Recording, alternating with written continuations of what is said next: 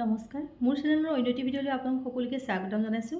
ঘৰতে অতি কম সময়তে আৰু কম খৰচতে কিদৰে পনীৰ প্ৰস্তুত কৰিব পাৰি তাৰ এটি ভিডিঅ' প্ৰস্তুত কৰি লৈ আহিছোঁ। তেতিয়াহ'লে চাই থাকক ভিডিঅ'টো।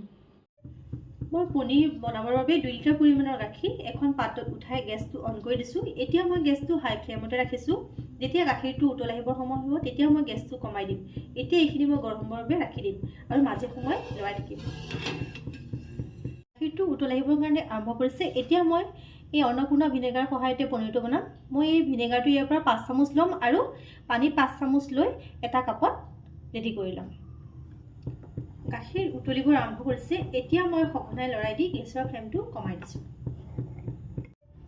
মোৰ গাখীৰখিনি খুব সুন্দৰভাৱে গৰম হৈ গ'ল।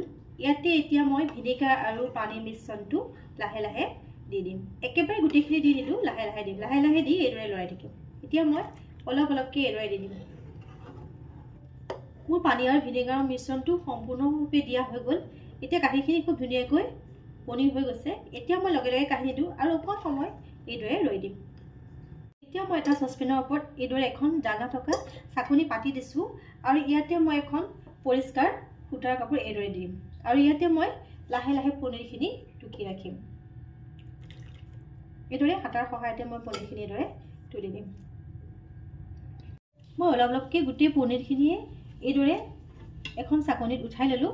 এতিয়া মই যিহেতু ভিনেগাৰ দি পনীৰ বনাইছিলোঁ, গতিকে মই পৰিষ্কাৰ পানীৰ সহায়ত পনীৰখিনি ধুই ল'ম। এইদৰে পানী দি পনীৰখিনি অলপ ধুই ল'ম। মই ধুনীয়াকৈ পনীৰখিনি পৰিষ্কাৰকৈ ধুই ল'লোঁ। এতিয়া মই কাপোৰখনৰ সহায়ত এইখিনি পানীটো ভালদৰে চেপি এখন ওজন থকা পাত্ৰৰ সহায়ত ঢাকি ৰাখিম। এতিয়া পনীৰৰ যিটো এক্সট্ৰা পানী আছে সেইটো যাবৰ বাবে মই এইদৰে হাতৰ সহায়ত চেপি পানীটো উলিয়াই দিম। পনীৰটো বনোৱা হৈ গৈছে। এতিয়া পনীৰটো যিহেতু চেপ দি কাটিব লাগিব, গতিকে মই পনীৰৰ বলটো এই কটন কাপোৰখনে বনাই আছে এখন ষ্টীলৰ পাত্ৰত এইদৰে ৰাখি দিম। ৰাখি মই এখন সৰু প্লেটৰ সহায়ত এইদৰে ঢাকনা মাৰি দিম। যিহেতু ইয়াত এখন ওজন থকা পাত্ৰ দি ঢাকিব লাগিব, গতিকে মই এই পতাখনকে এইদৰে এখন টাৱেলৰ সহায়ত এইদৰে ৰাখি দিছোঁ।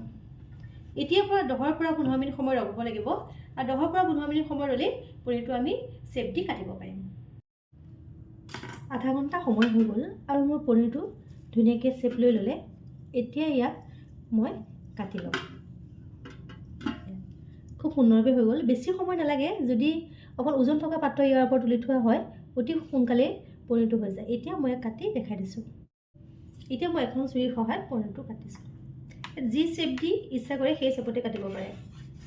ঘৰতে পনীৰ বনালে পনীৰটো খাবলৈও অতি ভাল লগা হয় আৰু কোমলো হয়।